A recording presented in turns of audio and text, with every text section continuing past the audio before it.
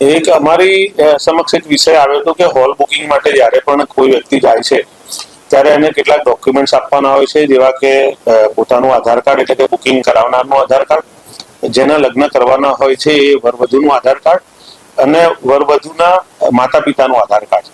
એની સાથે સાથે કોર્પોરેશન દ્વારા લગ્નની પત્રિકા જે છે એ પણ માંગવામાં આવતી હતી, જેને કારણે ક્યાંક બુકિંગમાં પણ પ્રોબ્લેમ ઊભા થતા હતા.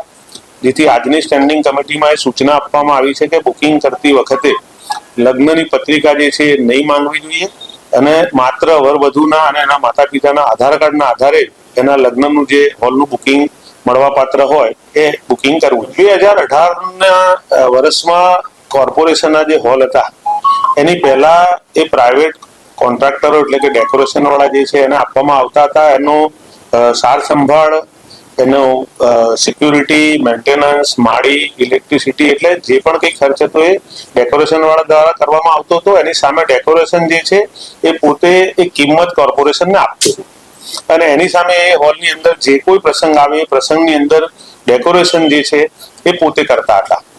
કોઈ કારણસર 2018થી આ કામગીરી જે છે બંધ કરવામાં આવી હતી અને અત્યારે હાલમાં જે કોઈ વ્યક્તિ જે પણ હોલમાં જે કોન્ટ્રાક્ટરને લાવવો હોય એટલે ડેકોરેશન વાળાને એને લાવી શકે છે, પરંતુ ક્યાંક ધ્યાનમાં આવ્યું છે કે હજી પણ એ જગ્યા ઉપર એ જ ડેકોરેશન વાળા જે છે એ લોકો રહેતા હોય છે ને પોતાનું બુકિંગ કોઈ પણ લે એની સામે પોતે ડેકોરેશનનું કામ કરતા હોય છે.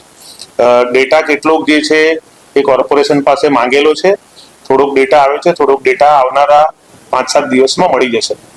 પ્રારંભિક ડેટા ઉપરથી એવું લાગે છે કે કોર્પોરેશને જ્યારે પણ 2018માં બંધ કર્યું ત્યારે અંદાજિત 10 કરોડ રૂપિયાની કોર્પોરેશનને આને કારણે આવક થતી હતી. અત્યારે હાલમાં ખર્ચની વાત કરીએ તો હું માનું છું કે 40 કરોડ રૂપિયા જેટલો ખર્ચ જે છે કોર્પોરેશન આ અલગ અલગ કોર્પોરેશનના જે હોલ અને પાર્ટી પ્લોટ છે એમાં કરે છે, જેમાં સિક્યુરિટી પણ આવી જાય છે, લાઇટ આવી જાય છે, ઇજનેર વિભાગની કામગીરી આવી જાય છે, માળી જે છે, સફાઈની કામગીરી છે. આ બધી જ કામગીરી કરીને કોર્પોરેશનને 40 કરોડ રૂપિયાનો ખર્ચ થતો હોય છે. જેથી આવનાર દિવસોમાં બંને વસ્તુને કમ્પાઇલ કરીને કોર્પોરેશનની સાથે સાથે આમ જનતાને પણ ફાયદો થાય એ પ્રકારની એક પોલિસી જે છે આવનાર દિવસોમાં કોર્પોરેશન દ્વારા લાવવામાં આવશે. મેં કીધું એમ કે આ પ્રશ્ન જે છે ભૂતકાળમાં પણ ઉઠ્યો હતો કે ડેકોરેશન વાળા મન ફાવે રીતના ભાવો જે છે લોકોની પાસેથી લેતા હતા. આ વખતે જ્યારે પણ પોલિસી કરીશું ત્યારે એમાં ચોક્કસ આ વસ્તુ મૂકીશું કે એક નિશ્ચિત ભાવ નક્કી કરીએ, આના સિવાયથી વધારાનો ભાવ કોઈ પણ કોન્ટ્રાક્ટર નહીં લઈ શકે.